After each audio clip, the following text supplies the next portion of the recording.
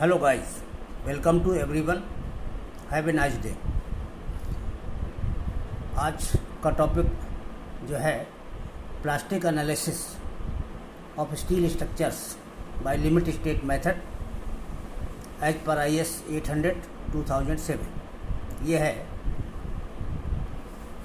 तो इस टॉपिक में हम इसके बेसिक्स को समझाने का प्रयास करेंगे। सबसे पहले हम ये देख लेते हैं स्ट्रेस स्ट्रेन डायग्राम डिटेल में फॉर माइल्ड स्टील। तो stress strain diagram for mild steel ये चित्र में दर्शाया हुआ है। इसको आप पिछले कई टॉपिक्स में देख भी चुके हैं, यहाँ जस्ट एक रिवीजन की आवश्यकता है। ये 0 से स्टार्ट होकर के स्ट्रेस ऊपर लिया जाता है वर्टिकल एक्सिस पर, स्ट्रेन हॉरिजॉन्टल एक्सिस पर। ये हमारा ए पॉइंट तक जो है इलास्टिक लिमिट होती है। ये स्ट्रेट कर्व होता है, यहाँ पर हुक के नियम का पालन करता है। बी पॉइंट तक इलास्टिक लिमिट रहती है। सी बिंदु से हमारा यील्डिंग स्टार्ट हो जाती है, सी डैश से, और कैपिटल सी बिंदु तक यील्डिंग की क्रिया पूरी हो जाती है। यील्डिंग के बाद जो है फिर ये हमारा एक स्ट्रेट पोर्शन होता है, ये भी हमारा यील्डिंग का ही हिस्सा है। ये इसी प्रतिबल पर ये इसकी विकृति जो है स्ट्रेन में इंक्रीज कंटिन्यू रहता है। डी पॉइंट के बाद हमारा स्ट्रेन हार्डनिंग का रीजन आ जाता है। यहाँ स्ट्रेन हार्डनिंग के रीजन से मतलब समझ लें, इस पोर्शन में क्या होता है कि जैसे ही प्रतिबल हमारा इतना पहुँचता है सी के बराबर, उसके बाद बिना फोर्स लगाए इसमें जो है स्ट्रेन में जो है इंक्रीज बराबर कंटिन्यू बना रहता है। यानी स्ट्रेन इसकी लंबाई में वृद्धि, छड़ की लंबाई में वृद्धि जो है बराबर होती रहती है, यानी इसकी स्ट्रेन जो है इंक्रीज करती रहती है without applying any extra stress. लेकिन जैसे ही ये डी पॉइंट पर पहुंचता है, अब इसमें ये इंक्रीज की जो क्रिया थी, यील्डिंग की जो क्रिया थी, ये रुक जाती है। अब इसकी और लंबाई छड़ की नहीं बढ़ती। तो इसके बाद अब जब तक हम एक्स्ट्रा फोर्स नहीं लगाएंगे तब तक इसकी लंबाई में वृद्धि नहीं होगी। ऐसा प्रतीत होता है कि इस पॉइंट पर पहुंचने के बाद इस का जो मटेरियल है स्टील का, या जो माइल्ड स्टील का मटेरियल है, इसमें स्ट्रेंथ आ गई, ये कठोर हो गया है, जिसके कारण इसमें एक्स्ट्रा फोर्स लगाना पड़ रहा है इसकी लंबाई को बढ़ाने में। इसीलिए यहाँ पर ये शब्द दिया गया है स्ट्रेन हार्डनिंग रीजन। तो ये हमारा वो रीजन है जिसमें स्ट्रेन हार्डनिंग, यानी इसमें और अतिरिक्त बल लगाने के बाद भी जो है इसकी लंबाई में वृद्धि होती है, यानी इसकी स्ट्रेन जो है इंक्रीज करती है। तो ये डी पॉइंट तक कंटिन्यू रहता है। डी हमारा अल्टीमेट स्ट्रेस का पॉइंट है, यानी इससे ज़्यादा स्ट्रेस इसमें उत्पन्न नहीं होती। और डी के बाद फिर जो है ये हमारी नेकिंग की क्रिया शुरू हो जाती है।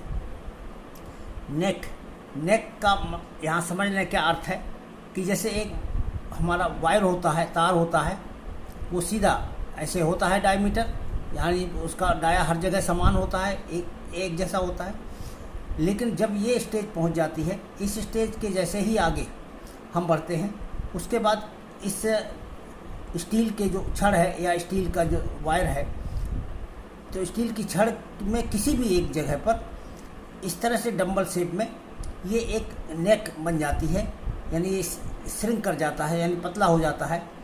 और बाकी यहाँ डाया यही बना रहेगा, केवल इतने पोर्शन में डाया सडनली है घट करके कम होता चला जाता है। और ये जब डाया कम होता जाता है तो इसका क्रॉस सेक्शन एरिया हमारा घट जाता है, और क्रॉस सेक्शन एरिया घट जाने से फिर हमारा इस पर प्रतिबल यहाँ की तुलना में ज़्यादा हो जाता है। और जब यहाँ प्रतिबल ज़्यादा हो जाएगा तो नेचुरल है कि फिर इसी की लंबाई जो है बढ़ती चली जाएगी, और अल्टीमेटली एफ पॉइंट पर पहुँच करके ये यहीं से पीस टूट करके दो भागों में बढ़ जाता है। तो ये हमारा ब्रेकिंग पॉइंट हो गया एफ, ये अल्टीमेट स्टेज पॉइंट हो गया। तो इस तरीके से ये हमारा ओल्ड स्टेज।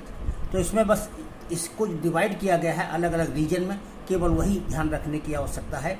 इस पॉइंट से इस पॉइंट तक ये नेकिंग रेंज कहलाती है, यानी इसमें ये नेक बनने का कार्य शुरू होता है। और ये हमारा स्ट्रेन हार्डनिंग का रीजन है यहाँ से यहाँ तक का, और ये यील्डिंग का रीजन है। यील्डिंग इस पोर्शन में होती है यहाँ से यहाँ तक, और ये हमारा इलास्टिक रीजन है। तो इलास्टिक रीजन है, तो ये हमारा स्ट्रेस स्ट्रेन डायग्राम। अब इसमें यहाँ पर देखिए डी पॉइंट के बाद जो ये कर्व प्राप्त हुआ है, इस कर्व को प्राप्त करने के लिए हमने जो स्ट्रेस की गणना की है यहाँ पर, वो एक्चुअल एरिया का भाग लगा करके ही हमने प्राप्त किया है। तो एक्चुअल एरिया के द्वारा प्राप्त स्ट्रेस जो है इस डार्क कर्व के द्वारा दर्शाई गई है। और अगर चूँकि इसके बाद जो है इसके लंबाई में जो कि सडनली वृद्धि होती है तो क्रॉस सेक्शन एरिया घटता चला जाता है। क्रॉस सेक्शन एरिया अगर घटता चला जाएगा, अगर हम वास्तविक एक्चुअल क्रॉस सेक्शन एरिया से डिवाइड करें तो हमारे स्ट्रेस की वैल्यू बढ़ जाती है। और स्ट्रेस की जो बढ़ी हुई वैल्यू वो डॉटेड लाइन के द्वारा दर्शाए गए वक्र के द्वारा प्रदर्शित होती है। अगर हम एक्चुअल एरिया से कंटिन्यू भाग लगाते चले जाएं तो जो स्ट्रेस प्राप्त होगा वो हमारा इस कर्व के द्वारा शो होगा। तो ये हमारा ट्रू स्ट्रेस स्ट्रेन कर्व कहलाता है, जो डॉटेड है ट्रू, यानी ये सही है। और ये हमारा जो हमारा इनिशियल क्रॉस सेक्शन एरिया था बार का, उसी से जब हम भाग लगा रहे हैं फोर्स में, तो जो स्ट्रेस प्राप्त हो रहा है वो इस कर्व के द्वारा रिप्रेजेंट होता है। इसी कर्व को हम इंजीनियरिंग स्ट्रेस स्ट्रेन कर्व कहते हैं।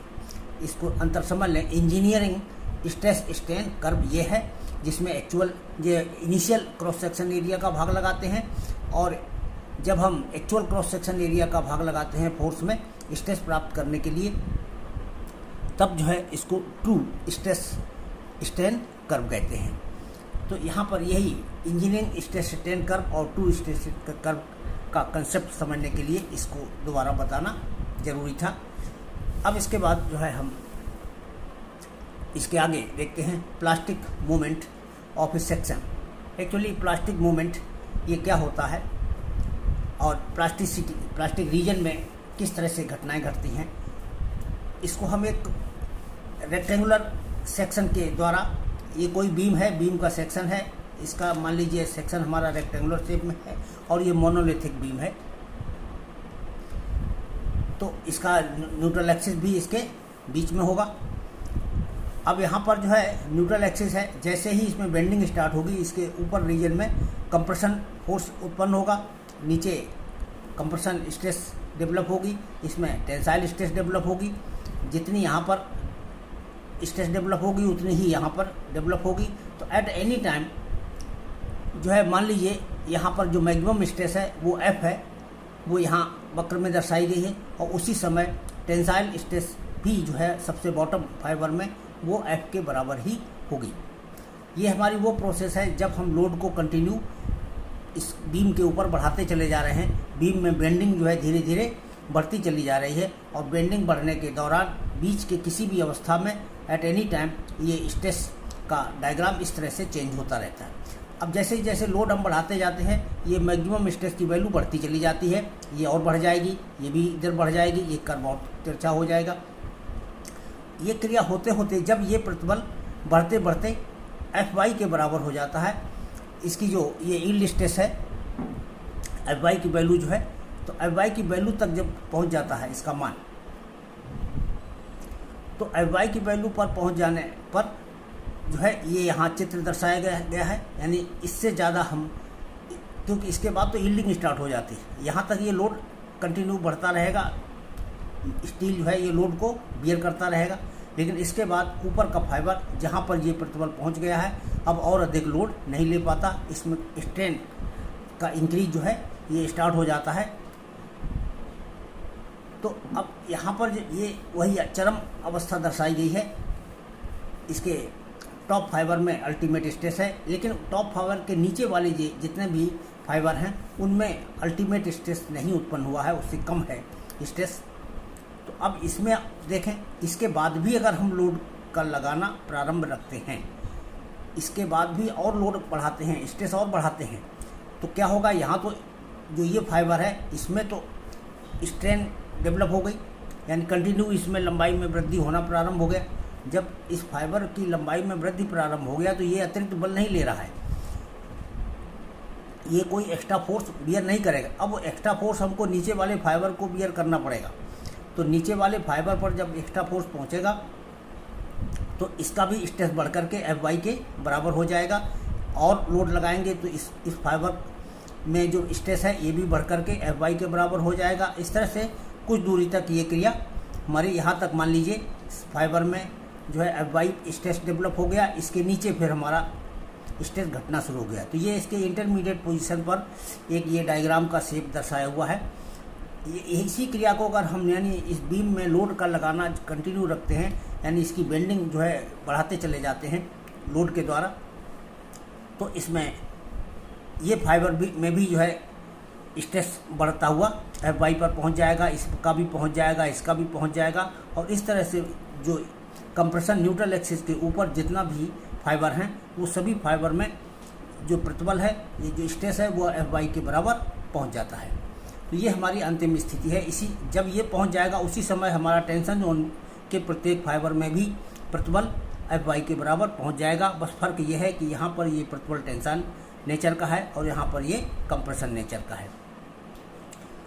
तो ये स्थिति जब पहुंच जाती है तो इस स्थिति पर ज़रा विचार करें। अब इसके सभी फाइबर में एफ वाई प्रतिबल पहुंच गया, इसके सभी फाइबर में एफ वाई प्रतिबल पहुंच गया है। तो इस स्थिति में होगा क्या, पूरे मटेरियल में स्ट्रेन डेवलप होगा, इसमें भी स्ट्रेन डेवलप होगा। अब जरा इसको स्ट्रेन को यहाँ पर समझ लें। ये हमारा अंतिम फाइबर था ऊपर वाला, इसमें हमारा मैक्सिमम स्ट्रेन पहले ही डेवलप हो गया था।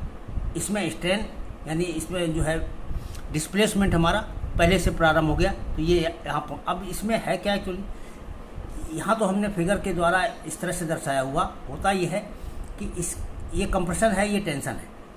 कंप्रेशन का मतलब है इसकी लंबाई में कमी होना और टेंशन का मतलब है इसकी लंबाई में वृद्धि होना, इंक्रीज करना। तो ये लंबाई में तो यहाँ पर तो वृद्धि होती है, यहाँ पर लंबाई में उतनी ही कमी आती है। तो जब लंबाई में इतनी कमी आती है, इसमें लंबाई में वृद्धि आती है, तो इसका मतलब है कि इस जगह से ये पोर्शन इस तरह से बेंड कर जाएगा। ये हमारा इस तरह से बेंड करेगा, यानी ये ऊपर को उठेगा सिरा, ये इधर को। तो ये पॉइंट हमारा एक हिंज की तरह से व्यवहार करने लगता है, इसीलिए इसको प्लास्टिक हिंज कहा जाता है।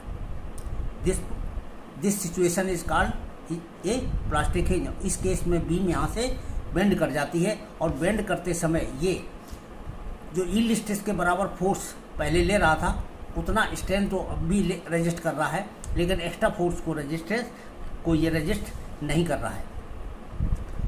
तो इसी समय जितना ये मूवमेंट रजिस्ट कर रहा है, जितना स्ट्रेस को रजिस्ट कर रहा है, तो इसके द्वारा रजिस्टेड मूवमेंट है उसी को हम प्लास्टिक मूवमेंट कहते हैं। यानी इस अवस्था में ये जितना मूवमेंट बियर कर रहा है, जितना मूवमेंट इसके ऊपर आ रहा है, उसी मूवमेंट को हम plastic movement of A section कहते हैं।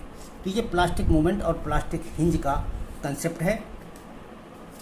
तो अब इसके बाद यहाँ पर देखिए, plastic neutral axis divides the area in 2 equal parts. कोई भी हमारा सेक्शन है जिसमें बेंडिंग हो रही है, मान लीजिए ये हमारा कोई सेक्शन है, इन जनरल हमने कंसीडर कर लिया। तो ये अगर बेंड हो रहा है तो बेंड होते समय अगर ये प्लास्टिक स्टेज में पहुंच गया तो इसका प्लास्टिक न्यूट्रल एक्सिस जो है कहाँ पर स्थित होता है, ये इस तरह से स्थित होता है कि ये इस पूरे एरिया को 2 बराबर भागों में डिवाइड करता है। यानी ऊपर का टॉप का एरिया बराबर बॉटम का एरिया। इसके ऊपर के एरिया को हम AC से रिप्रेजेंट करते हैं। C सफिक्स जो है कंप्रेशन के लिए यूज किया गया है और ये T सफिक्स टेंशन के लिए यूज किया गया है। तो ये AT है, ये AC है। तो ये AC बराबर AT, यानी दोनों एरिया बराबर हो जाएं। इस तरह से न्यूट्रल एक्सिस की पोजीशन डिसाइड होती है। और इस पर लगने वाला जो बल होता है, एरिया गुणे वही मैक्सिमम स्ट्रेस FY जो होती है यील्ड स्ट्रेस, इसका गुणा कर देंगे तो ये हमारा इसका फोर्स हो जाता है। ये भी फोर्स हमारा हो जाएगा, क्योंकि ये एरिया बराबर है तो फोर्स भी बराबर हो गए। तो C ये कंप्रेशन फोर्स है, ये टेंशन फोर्स है। बस न्यूट्रल एक्सिस के अबाउट इन दोनों फोर्सेस का मूवमेंट हम ले लेते हैं। हाँ, इसमें चूँकि ये टेंशन फोर्स है इसलिए इसका एरो की डायरेक्शन चेंज करके हम बनाएंगे। इसकी इधर बनाएंगे तो फिर इसकी इधर बनाएंगे, तो जस्ट अपोजिट बना देते हैं। अब इसका यहाँ से जब हम मूवमेंट लेंगे तो C का मूवमेंट भी क्लॉकवाइज आ रहा है और T का मूवमेंट भी क्लॉकवाइज आ रहा है, इसलिए न्यूट्रल एक्सिस के अबाउट दोनों मूवमेंट को जोड़ देंगे तो यही हमारा टोटल मूवमेंट हो जाता है। यही हमारी plastic movement capacity of this section की डेफिनेशन के अनुसार। तो इसमें इक्वल डिवाइड करता है, तो इसका मतलब दोनों फोर्स बराबर हैं। यहाँ से देख लें, C बराबर T है, सी बराबर कितना है, area of compression part into F Y, area of tensile part into F Y. तो A C into F Y बराबर 80 इंटू एफ वाई से एफ वाई कट गया, ए सी बराबर 80, यानी ये दोनों पोर्शन बराबर हो गए। जब ये दोनों बराबर हैं, इसका मतलब टोटल एरिया जो है इसका उसका हाफ है। तो इसको हम लिख सकते हैं क्रॉस सेक्शन एरिया का आधा ये है और आधा ये है। Plus M P is equal to movement of the force about neutral axis, neutral axis के अबाउट दोनों बलों का मूवमेंट को ही जो है हम मूवमेंट कैपेसिटी बोलते हैं। अब यहाँ पर कुछ एग्जाम्पल, इसके बाद plastic movement for rectangular section कैसे ज्ञात करेंगे, एक एग्जाम्पल देखते हैं। यहाँ एक ये रेक्टेंगुलर सेक्शन है, इसकी चौड़ाई b है, इसकी डेप्थ d है। इसका न्यूट्रल एक्सिस इस एरिया को दो बराबर भागों में बांटता है और ये इसका स्ट्रेस डायग्राम है। प्लास्टिक हिंज की स्थिति में टॉप फाइबर से लेकर न्यूट्रल एक्सिस तक प्रत्येक फाइबर में जो प्रतिबल उत्पन्न होगा वो हमारा एफ वाई के बराबर उत्पन्न होगा। अब यहाँ पर देखते हैं न्यूट्रल एक्सिस के अबाउट हम जो मूवमेंट लेते हैं, प्लास्टिक मूवमेंट कैपेसिटी, यानी जो कंप्रेशन एरिया है इस पर बल कार्य कर रहा होगा, इस एरिया पर ये स्ट्रेस कार्य कर रहा है। स्ट्रेस से जब हम एरिया को मल्टीप्लाई करेंगे तो फोर्स प्राप्त होता है। तो यही फोर्स हमारा है जिसको हमने एफ से रिप्रेजेंट किया है। यहाँ पर ये फोर्स यहाँ पर एफ से रिप्रेजेंट किया, ये टेंशन का है, ये कंप्रेशन का है। तो इसका मूवमेंट ज्ञात करने का तरीका क्या होगा, सिंपली न्यूट्रल एक्सिस के अबाउट हम इसका मूवमेंट लेते हैं फोर्स का। तो जब हम फोर्स का मूवमेंट लेंगे तो फोर्स मल्टीप्लाइड बाई इसकी सेंट्रोइडल डिस्टेंस। तो सेंट्रोइडल डिस्टेंस कितनी है, ये फोर्स का जो सेंटर है यहाँ पर इस एरिया के मिडिल पॉइंट पर होगा, या यूँ कहें इस एरिया के मिडिल पॉइंट पर होगा। तो इसकी यहाँ से यहाँ तक की दूरी ये हमारी टोटल डेप्थ का 1/4 हो जाएगी, क्योंकि ये मिडिल पॉइंट है। तो ये d/2 है, इसका हाफ d/4 हो जाएगा, इसलिए f इंटू d/4 किया गया है। इसके लिए ये फोर्स भी उतनी ही दूरी पर है और फोर्स के लिए एरिया ये भी वही है, इसलिए फोर्स की वैल्यू और ये दूरी दोनों बराबर हैं। तो इसका मूवमेंट लेने के लिए भी हम f इंटू d/4 यहाँ पर लिख लेंगे। तो ये हमारे दोनों बलों के मूवमेंट यहाँ पर ज्ञात हो गए। इस तरह से जब हम इनमें f की वैल्यू रखते हैं, f बराबर क्या होता है, एरिया इंटू एफ वाई। तो ए सी ऊपर का एरिया, इसको ए सी लिख लिया, A C into F Y into d/4, इसको 80 इंटू एफ वाई लिख लिया। अब ए सी और ए टी जो है ये हमारे किसके बराबर हैं, टोटल एरिया का हाफ है। इसको हमने टोटल एरिया का हाफ a/2 लिख दिया ए सी के स्थान पर, ए टी के स्थान पर भी a/2 लिख दिया, बाकी वही सेम पद है। अब इसके बाद a का मान भी हम b इंटू डी रख लेते हैं, a बराबर b इंटू डी। इस फार्मूले में जब a बराबर b इंटू डी रख देंगे और इसको सॉल्व करेंगे तो हमें प्राप्त होगा F Y into B D square by 4। तो हमारी इक्वेशन प्राप्त हो गई कि एम पी बराबर F Y multiplied by Z P.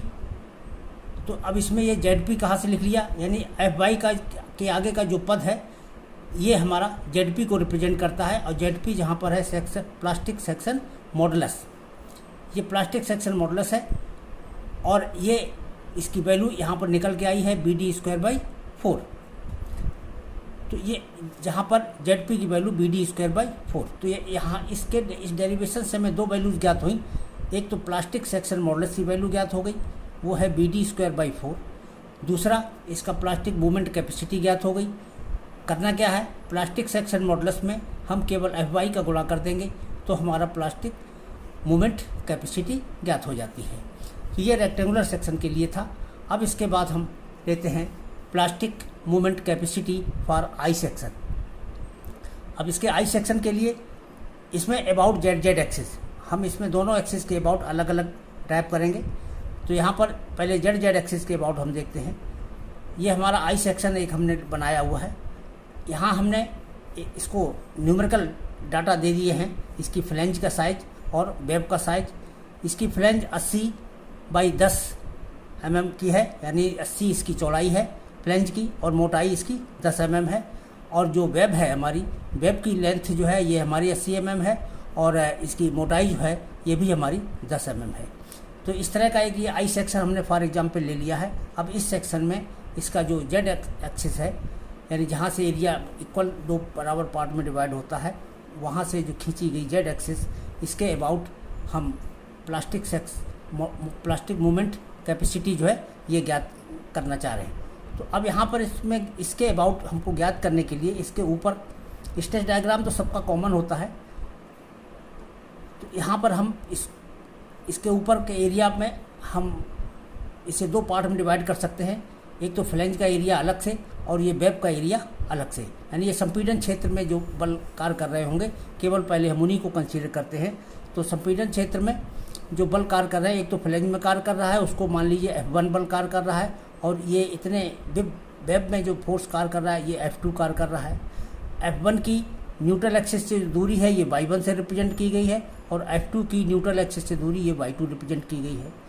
तो अब यहाँ पर इनकी हम पहले वैल्यू अलग अलग निकाल लेते हैं। F1 देखिए क्या है, ये फ्लैंज में लगने वाला फोर्स हो गया। तो इसमें कैसे निकलता है, फ्लैंज का एरिया और इसमें Fy का गुणा कर दो तो यही फोर्स ज्ञात हो जाता है। तो फ्लैंज का एरिया कितना है, 80 गुणा 10, 80 गुणा 10 गुणा Fy, ये हमारा F1 हो गया। इसी तरीके से वेब का एरिया, वेब में जो फोर्स F2 कार्य कर रहा है, इसकी वैल्यू कैसे ज्ञात करेंगे, वेब का एरिया न्यूट्रल एक्सिस के ऊपर, न्यूट्रल एक्सिस के ऊपर वेब की जो हाइट है वो हमारी 40 रह जाएगी, क्योंकि टोटल 80 है तो ऊपर कितनी बचेगी 40। तो ये 40 और ये 10 बची, तो 40 और 10 का यहाँ पर मल्टीप्लाई किया, Fy से गुणा कर दिया, ये F2 हो गया फोर्स हमारा। तो इस तरह से F1 और F2 ज्ञात हो गए। अब इसका y1 यानी F1 की जो दूरी है न्यूट्रल एक्सिस से, ये कैलकुलेट कर लेते हैं। तो यहाँ से यहाँ तक की गणना करने के लिए पहले यहाँ से यहाँ तक का देख लें, ये हमारा 40 है, और इसके बाद इसके सेंटर तक, फ्लैंज के सेंटर तक यहाँ से ये कितना बचेगा, ये 10 का हाफ 5 बचेगा। तो 40 और 5 45 यानी 45 हो जाएगा। तो 40 एंड 5 45, तो ये y1 की वैल्यू 45 हो गई। y2 की वैल्यू देखो कितनी होगी, यानी इसका सेंटर जो F2 फोर्स है ये हमारा वेब में जो फोर्स लग रहा है उसके सेंटर पर होगा। वेब की हाइट हमारी यहाँ से यहाँ तक की 40 की है, तो यहाँ से इसके सेंटर की हाइट कितनी हो जाएगी, इसकी हाफ यानी 20 हो जाएगी। इसलिए ये y2 की वैल्यू जो है इसमें 20 हो गई। बस इतना ही सावधानी से आप ज्ञात कर लें, ये 4 चीज़ें अलग अलग, तो फिर क्वेश्चन में गलत होने की संभावना नहीं रहेगी। इसके बाद हमको इसका प्लास्टिक मूवमेंट ज्ञात करना है। तो प्लास्टिक मूवमेंट ज्ञात करने के लिए हम न्यूट्रल एक्सिस के अबाउट पहले फ्लैंज का एरिया का जो मूवमेंट फोर्स कार्य कर रहा है फ्लैंज में, F1 इसका मूवमेंट लेते हैं। तो इसका मूवमेंट कितना हो गया, F1/1। इसके बाद इसका मूवमेंट ले लेते हैं, वेब वाले में जो फोर्स कार्य कर रहा है F2, इसका हो गया F2 इंटू y2। तो ये इसका मूवमेंट हो गया, ये इसका मूवमेंट है हो गया, दोनों को जोड़ दिया तो संपीड़न क्षेत्र में जो दो बल लग रहे हैं उनका मूवमेंट हमारा इस ब्रैकेट के अंदर ज्ञात हो गया। अब जितना फोर्स यहाँ कार्य कर रहा है उतना ही फोर्स यहाँ पर भी कार्य कर रहा होगा, केवल अंतर इतना होगा कि ये दोनों फोर्स हमारे संपीड़न नेचर के हैं यानी कंप्रेसिव नेचर के हैं, ये हमारे दोनों टेंशन में हैं, लेकिन इनकी वैल्यू जो है न्यूमेरिकली बराबर होगी। तो इसलिए हम इसको ब्रैकेट में बंद करके हम इसका डबल कर देते हैं। जितना फोर्स जितना मूवमेंट आएगा संपीड़न से उतना ही मूवमेंट यहाँ पर टेंशन से आ जाएगा, तो इसलिए इसको मल्टीप्लाई बाय 2 कर दिया। यही हमारा इसका बेंडिंग मूवमेंट प्लास्टिक मूवमेंट ज्ञात करने के लिए फार्मूला हो गया। अब इसमें देखिए F1 की वैल्यू आपके पास है, F2 की वैल्यू है, y1 है, y2 है। ये वैल्यू इस फार्मूले में सब्स्टिट्यूट करिए, इसको सॉल्व करिए, आपका इस बड़ी आसानी से MPZ बराबर 88,000 Fy के बराबर प्राप्त हो जाएगा। अब इसमें देखिए, इसमें जो ये Fy MPZ की वैल्यू होती है Fy इंटू ZPZ, यानी ये इसके सेक्शन मॉडुलस का मल्टीप्लिकेशन होता है। तो जो ये न्यूमेरिकल संख्या आती है ये हमारी सेक्शन मॉडुलस के बराबर है, इसलिए इसको हम यहाँ पर सेक्शन मॉडुलस लिख देते हैं। तो सेक्शन मॉडुलस कितना हो गया, ये 88,000 हो गया, और इसमें अगर Fy का गुणा कर देते हैं तब ये हमारा मूवमेंट हो गया, इसका प्लास्टिक मूवमेंट कैपेसिटी होगी। तो ये हमारी न्यूटन mm में है आएगी प्लास्टिक मूवमेंट कैपेसिटी, और ये ZP हमारा 88,000 mm3, ये mm3 में आ जाएगा। तो इस तरह से ये ZZ एक्सिस के अबाउट I सेक्शन का प्लास्टिक मूवमेंट भी ज्ञात हो गया, और ये प्लास्टिक सेक्शन मॉडुलस भी ज्ञात हो गया। अब इसी का दूसरा आगे वाला कह, अब हम YY एक्सिस के अबाउट अगर हम इसको ज्ञात करना चाहते हैं तो YY एक्सिस के अबाउट ज्ञात करने के लिए हम YY एक्स ड्रा कर लेते हैं इसी फिगर में। अब इस अक्ष के इस तरफ एक साइड में संपीड़न होगा, एक साइड में टेंशन होगा। तो ये इस डायरेक्शन में अगर बेंड करेगा तो किसी एक डायरेक्शन में संपीड़न और किसी एक डायरेक्शन में टेंशन। तो हम एक तरफ का पहले कंसीडर करते हैं। इधर ये फ्लैंज है, फ्लैंज में कितना बल लग रहा है पहले हम इसकी गणना कर लेते हैं। इस बल का मान लीजिए F1 है। इसमें जो ये वेब का जो पोर्शन है, ये वेब में कितना फोर्स कार्य कर रहा है इसको F2 फोर्स मान लेते हैं। तो पहले F1 की गणना कर लो। F1 में जब हम गणना करेंगे तो केवल इसी फ्लैंज में, एक ही फ्लैंज का हम गणना कर रहे हैं, पहले इसी को F1 माना है। तो इसका एरिया लिख लो।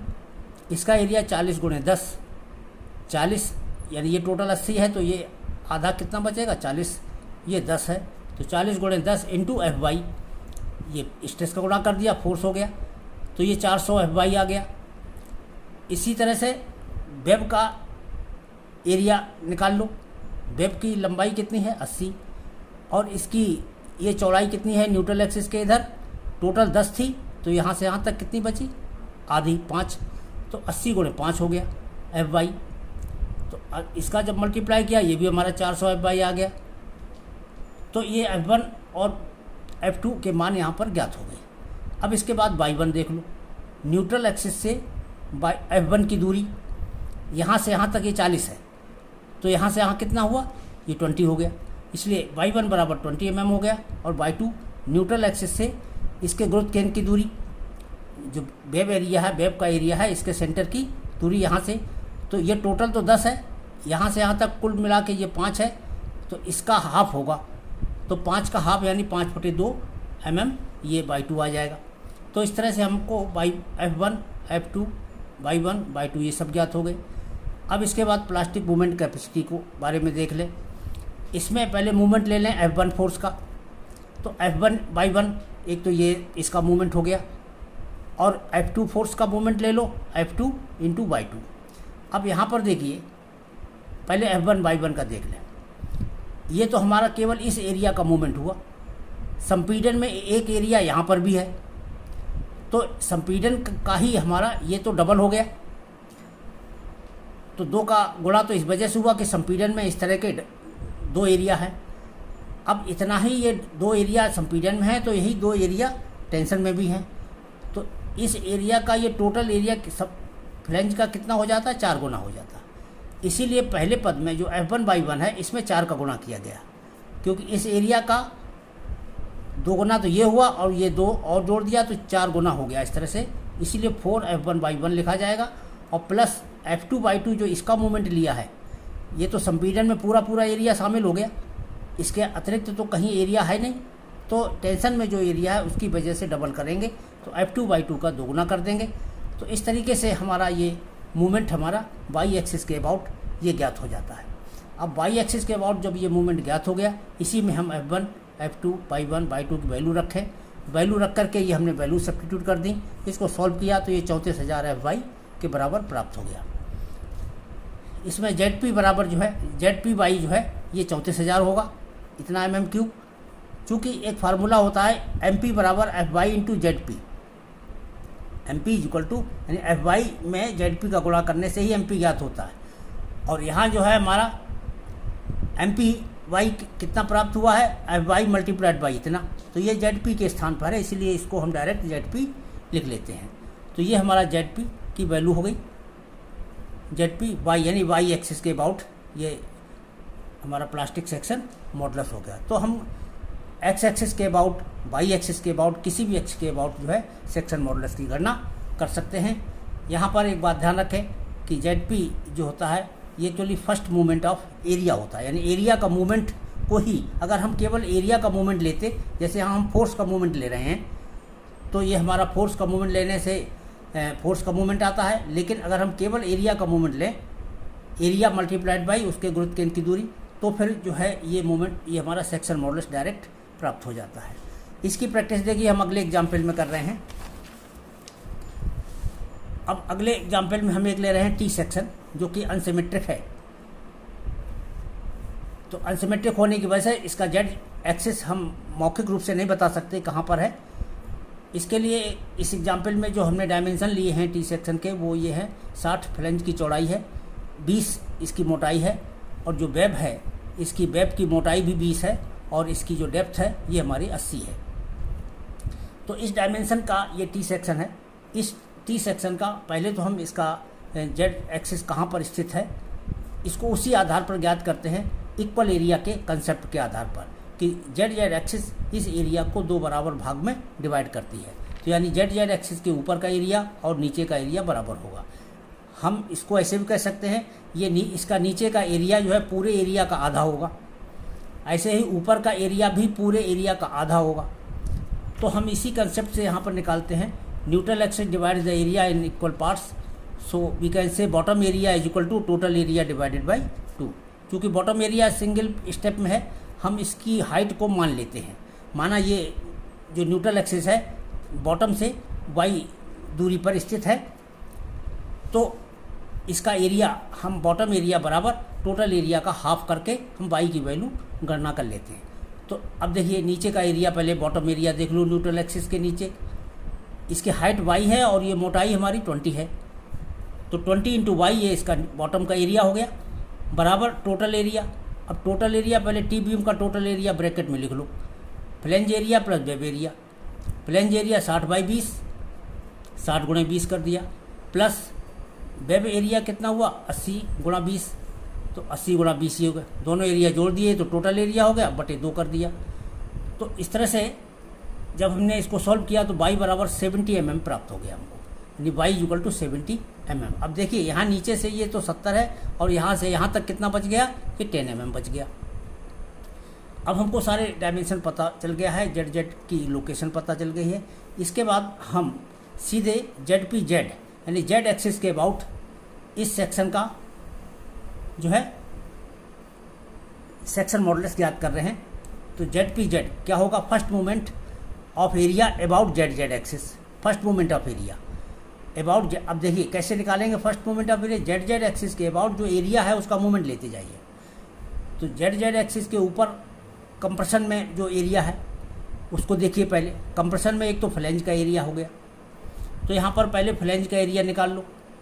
फ्लेंज का एरिया कितना है 60 गुणे 20, यहाँ लिख लो 60 गुणे 20, और 60 गुणे 20 में फिर इसके गुरुत्व केंद्र की यहाँ से दूरी इसकी गणना कर लो, यानी जेड जेड एक्सिस से कितना दूरी पर ये स्थित है।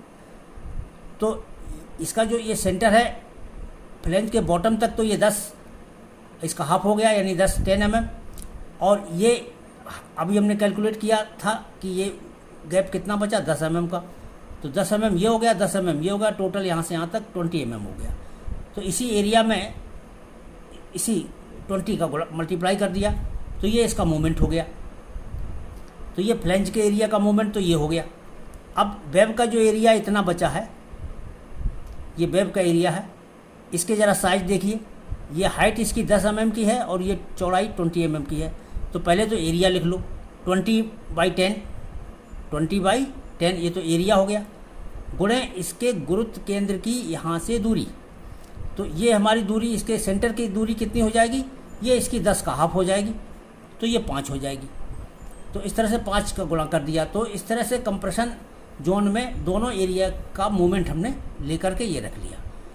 इसके बाद प्लस टेंशन का भी एरिया आप लीजिए, अलग अलग प्रत्येक का एरिया लेना पड़ेगा। इसमें किसी का डबल नहीं करेंगे क्योंकि कोई चीज़ मैच नहीं कर रही, सिमेट्रिक नहीं है। तो टेंशन में जो एरिया है इसका मोमेंट लेकर के अलग से जोड़ दीजिए। तो टेंशन का एरिया देख लो, यहाँ से यहाँ तक की हाइट कितनी है 70 की, ये चौड़ाई 20 की है। तो पहले तो एरिया लिख लो 70 गुणे 20, तो 70 गुणे 20 गुणा 70/2, ये 70 का हाफ हो गया। तो इस तरह से ये सारी संख्याएं हैं, इसको सॉल्व किया, जेड पी जेड की वैल्यू 74,000 mm³ आ गई। तो इस तरह से जेड पी जेड हम direct area of moment of मतलब एरिया का मोमेंट लेकर के ज्ञात कर सकते हैं। जब हमारा जेड पी जेड ज्ञात हो गया तो एम पी जेड ज्ञात करने में कोई समस्या नहीं है। इसी जेड पी जेड की जो वैल्यू है इसमें खाली एफ वाई का मल्टीप्लाई कर दीजिए, तो ये एम पी जेड यानी ये हमारी मोमेंट प्लास्टिक मोमेंट कैपेसिटी ज्ञात हो जाएगी अगर एफ वाई से मल्टीप्लाई कर देंगे।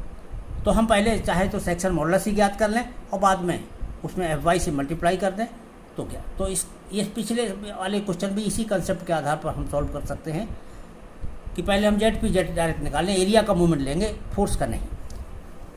अब इसी तरह से वाई एक्सिस के अबाउट जब हम मूवमेंट लेंगे तो ये हमारी वाई एक्स हो गई। अब वाई एक्स के एक तरफ ये पहले फ्लैंज का एरिया देख लो कितना है, ये 30 बचेगा, आधा है इसका, और ये 20 हो गया। तो एरिया लिख लो 30 गुणा 20, ये एरिया हो गया 30 गुणा 20। और इसके वाई अक्ष से इसके सेंटर की दूरी, ये जब 30 है तो इसका हाफ हो गया 15, 15 से मल्टीप्लाई कर दिया, इसका मोमेंट हो गया। अब ये इसका मोमेंट हो गया, ऐसा ही एरिया टेंशन में भी है तो इसलिए डबल कर लिया, तो 2 का गुणा कर लिया, तो ये हमारा पूरे इसका एक मोमेंट हो गया। अब यहाँ पर आइए, न्यूट्रल एक्सिस के अबाउट इस कंप्रेशन एरिया का मोमेंट ले लो। ये एरिया कितना है, पूरा 80 गुणे 10, तो 80 गुणे 10 ये तो एरिया लिख लो। अब न्यूट्रल एक्सिस से इस एरिया का जो सेंटर है इसकी दूरी, ये टोटल 20 है, यहाँ से यहाँ तक इसकी पट्टी की चौड़ाई 10 है, तो इसके गुरुत्व केंद्र की दूरी कितनी हो जाएगी, 5 हो जाएगी। तो इसमें 5 का गुणा कर देंगे तो ये 80 गुणे 10 गुणे 5, ये हमारा मोमेंट हो जाएगा इसका। और इतना ही एरिया हमारा टेंशन जोन में है, इसलिए इसका डबल कर देंगे, तो ये 2 से मल्टीप्लाई कर दिया। तो ये हमारा ZP वाई एक्सिस के अबाउट ये हमारा सेक्शन मॉडुलस है, प्लास्टिक सेक्शन मॉडुलस। इसको सॉल्व किया तो ये हमारा 26,000 mm³ आया। अब इसका अगर हमको प्लास्टिक मोमेंट ऑफ एरिया निकालना हो, प्लास्टिक मोमेंट कैपेसिटी निकालनी हो, तो इसी में FY से मल्टीप्लाई कर दो, तो इतना न्यूटन mm में ये हमारा प्लास्टिक मोमेंट कैपेसिटी ज्ञात हो जाएगी। तो ये एक सिंपल वे है जिसके द्वारा हम plastic moment section, plastic section modulus और प्लास्टिक मोमेंट कैपेसिटी दोनों की ही गणना कर लेते हैं। अगले वीडियो में मैं design of beam, laterally restrained beam के डिजाइन की एक प्रॉब्लम करवाएंगे। Till then, thank you.